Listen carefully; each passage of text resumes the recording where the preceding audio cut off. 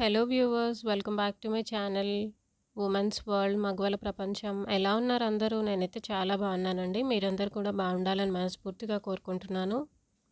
ఈ వీడియోలో పెళ్లిలో ఖర్చు ఆడపిల్ల తండ్రి ఎందుకు పెట్టుకుంటాడో తెలుసుకుందాము.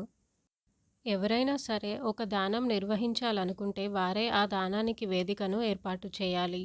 ఆడపిల్ల కన్యాదానం చేస్తున్నాడు కాబట్టి ఆ వేదిక ఆయనది. కనుక ఆ వేదికపై అధికారం ఆ రోజు ఆయనదని శాస్త్రం చెప్తోంది. కన్యాదాత తండ్రి దానం ఇస్తే పుచ్చుకోవడానికి వచ్చిన వాడు మగపిల్లవాడు. కాబట్టి ఇప్పుడు దానం పుచ్చుకోవడానికి వచ్చిన వారికి కన్యాదాత మీద పడి అరవడానికి, విసుక్కోవడానికి అధికారం ఎక్కడిది? దానం ఇస్తున్న వాడిని ఇంకా ఇంకా కట్నాలు, కానుకలు, లాంఛనాలు అవి ఇవి అడగొచ్చు అని ఎవరు చెప్పారు? దానం పుచ్చుకునేవాడికి అది కావాలి, ఇది కావాలి అని అడిగే అధికారం ఉందా? కన్యాదాత ఏది ఇస్తే దానిని కళ్ళకు అద్దుకొని పుచ్చుకోవడమే. వరుని ఇంటికి 20 ఏళ్లపాటు ఎంతో జాగ్రత్తగా పెంచుకున్న లక్ష్మిని పంపిస్తున్నారు. అంతకన్నా ఇంకేం కావాలి? సీతారాములలా ఉండండి అని వధూవరులను ఆశీర్వదించడం కాదు. నిజంగా సీతారామ కళ్యాణం ఘట్టం చదివితే మగపెళ్లి వాళ్ళు ఎంత హద్దుల్లో ఉండి ప్రవర్తించాలో తెలుస్తుంది.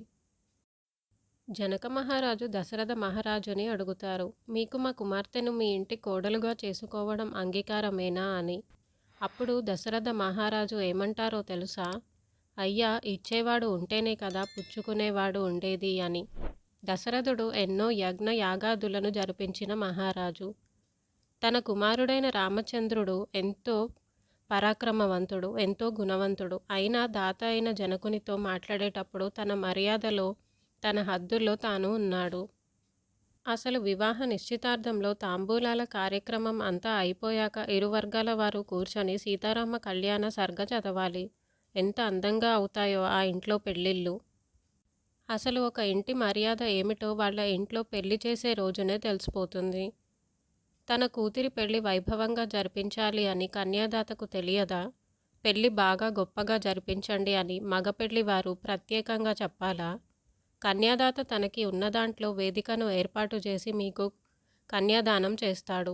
దానం పుచ్చుకోవడానికి వచ్చిన వానికి ఏర్పాట్లు ఎలా చేయాలో చెప్పడానికి అధికారం ఉండదు. Thanks for watching my video. నా ఈ వీడియో కనుక మీకు నచ్చినట్టయితే తప్పకుండా లైక్ చేయండి, షేర్ చేయండి, కమెంట్ చేయండి. అలాగే మరిన్ని మంచి వీడియోస్ కోసం నా ఛానల్ను తప్పక సబ్స్క్రైబ్ చేయండి.